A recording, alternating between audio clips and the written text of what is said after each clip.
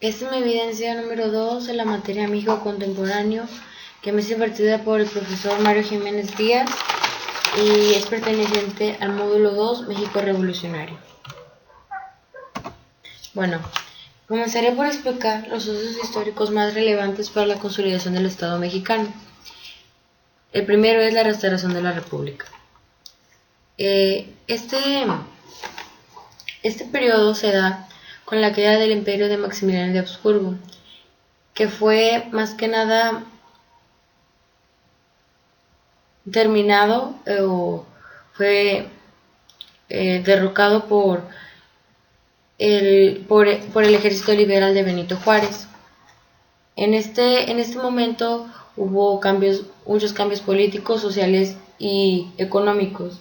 También terminaron los conflictos entre los liberales y los conservadores y la población disminuyó en gran manera.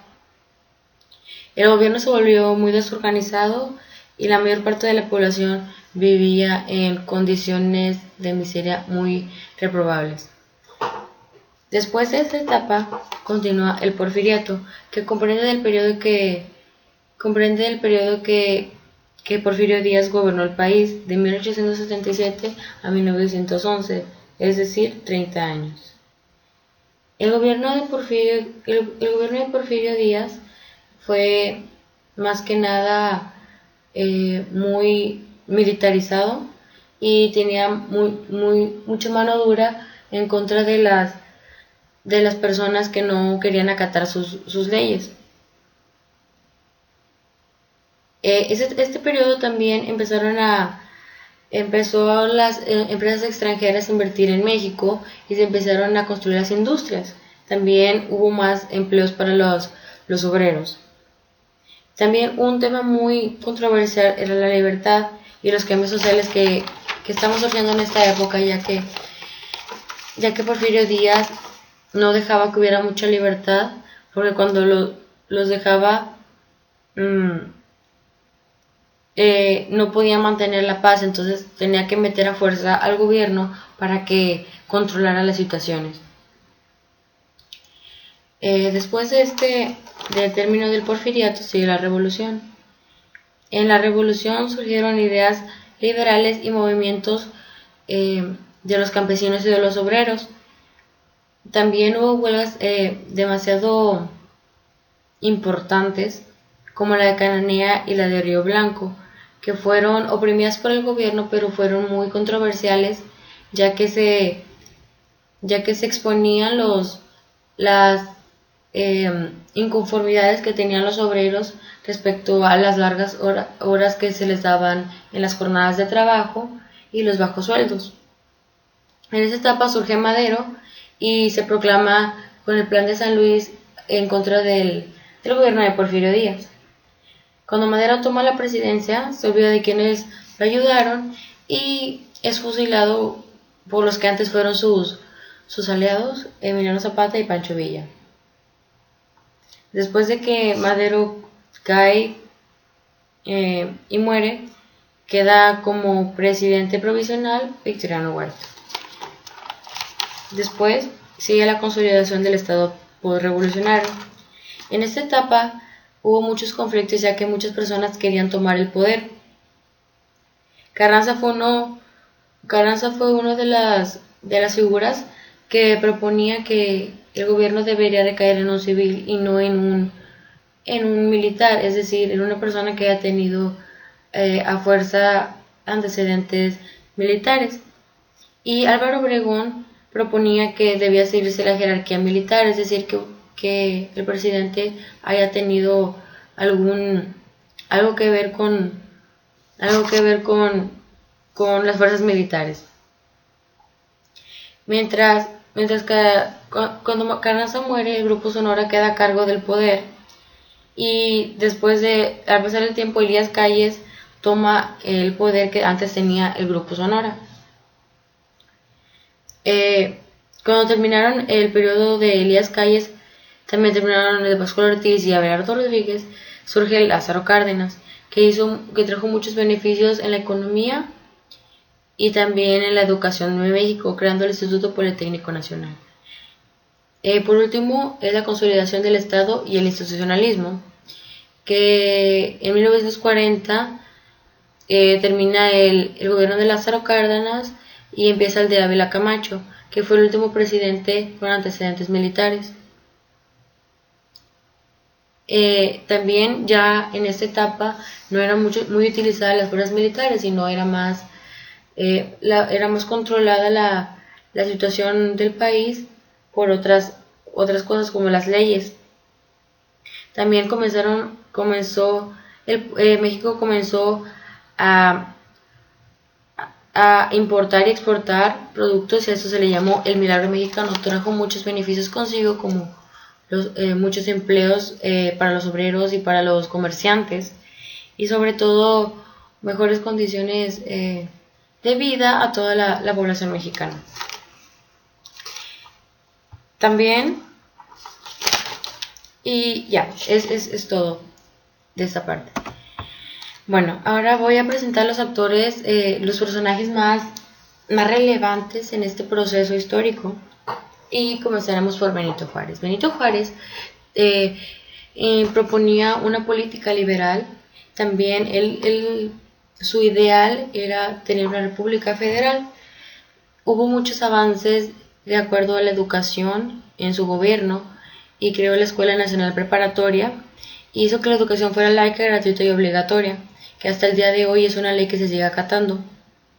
Él estaba en contra de muchos ideales de la iglesia. También está en contra de pagar obligadamente el diezmo. Creó el sistema de hacienda, que es para controlar la economía, y creó las leyes de reforma. En otro aspecto también, para él era muy importante la libertad de culto, es decir, que cada quien pueda elegir su religión y qué cosas hacer. Bueno, contra Benito Juárez surge el movimiento de Porfirio Díaz con el Plan de la Noria, y cuando por fin Benito Juárez muere por estar enfermo, queda en el poder Porfirio Díaz, que él empieza con el proyecto militar, empieza a tomar una forma de gobierno más que nada muy militarizado, manteniendo los movimientos de otras personas oprimidos. Y su lema era hombre de palo y de mando. Pues es lo mismo que él, para él todas las personas debían acatar sus reglas, y debía haber un orden, aunque fuera obligatorio, o sea, aunque se utilizara mucho la fuerza militar. Él se religió 30 años, y también era apoyado por un grupo de personas que se llamaban los reyistas, que siempre estaban con él y le apoyaban en todas sus ideas y en todas sus leyes. Él sabía que México estaba en una situación muy delicada al estar cerca de Estados Unidos, y creó una frase que dice: pobre México, tan lejos de Dios y tan cerca de Estados Unidos. Bueno, Francisco I. Madero se proclamó el Plan de San Luis, estando encarcelado en Estados Unidos, que ese plan se proponía en contra del gobierno de Porfirio Díaz. Su lema era la no reelección. Consiguió como aliados a Francisco Villa y a Emiliano Zapata para derrocar a Francisco Díaz. Cuando por fin llega a lograr entrar a la presidencia, olvida muchas de las promesas que les prometió a la gente. Entonces Francisco Villa y Emiliano Zapata, que anteriormente fueron sus aliados, se hacen un plan en contra de Francisco y Madero, y lo derrocan, quedando Venustiano Carranza como presidente.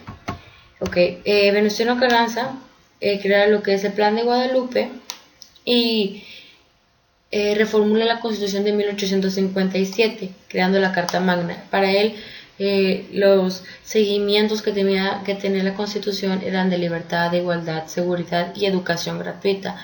Por eso en el gobierno de Venustiano Carranza hubo muchos avances de acuerdo a la educación. Él trató de cambiar el gobierno de Veracruz, pero lamentablemente falló. Fue fusilado en Tlaxcaltongo, y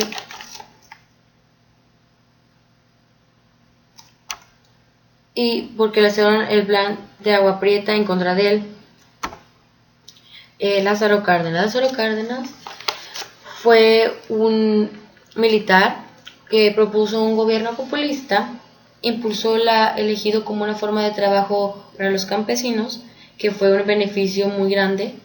Hizo la Confederación Nacional Campesina. Él más que nada se metía en lo que era ayudar a las personas que trabajaban los campos, porque para él eran las más necesitadas. También realizó la Confederación Nacional de los Trabajadores de México, que era una gran ayuda para los obreros, que era donde se proponían las leyes y más que nada los derechos de los obreros y de los trabajadores en México. Uno de sus logros más importantes fue la expropiación petrolera, que hasta hace un año era respetada. Y la expropiación petrolera proponía que nadie debía administrar los bienes que eran derivados del petróleo aquí en México, sino solamente en México. Nadie más debía meterse en asuntos que tenían que ver con la venta y compra del petróleo en México. Solamente podía ser manejado por el gobierno mexicano. También hubo gran avance en la educación con el Instituto Politécnico Nacional. Por último hablaré de Manuel Ávila Camacho. Él proponía que los candidatos deberían ser civiles y no deberían tener a fuerza antecedentes militares. En este periodo hubo mucho desarrollo de la industria y se crearon y pues hubo más inversiones de las que había antes. En la organización económica, pues las personas les comenzaron a ganar mejores sueldos, mejores ganancias, porque empezó la exportación e importación de productos y materias primas. En este periodo, la importación y exportación empezaron a crear muchos empleos en México para los obreros, para los que exportaban e importaban, y hubo muchos avances de acuerdo a la economía. A eso se le llamó el milagro mexicano. Bueno, en conclusión, todos esos movimientos que hemos visto a lo largo de este módulo nos han servido para ver cuánto hemos avanzado, cuánto México ha cambiado en todos los aspectos, como políticos, sociales, culturales, económicos, y hemos visto cómo surgió México como un importador y exportador de productos a nivel mundial, cómo México construye su propia política, su propia forma de gobierno, y cómo los gobiernos fueron, a pesar de que fueron muy seguidos, fueron tan cambiantes, tan diferentes sus ideologías, sus políticas, sus leyes. También podemos observar cuáles han sido los avances que han habido en un aspecto muy importante, que es la educación. Gracias a estos bases, México ha avanzado demasiado a pasos agigantados de acuerdo a la educación, y en materia de economía también, porque se han empezado a exportar e importar productos desde esas épocas hasta el día de hoy, y también las leyes de reforma siguen vigentes, así como la Constitución, la Carta Magna de 1957, y siguen vigentes hasta el día de hoy, y han sido muy importantes en la vida de todos los mexicanos y en la vida de todas las personas que acatamos las leyes de México. Y bueno, esto ha sido todo. Espero les haya quedado un poco mejor, más comprendido este tema del módulo 2 de la materia México Contemporáneo, el módulo 2 México Revolucionario. Gracias por su atención.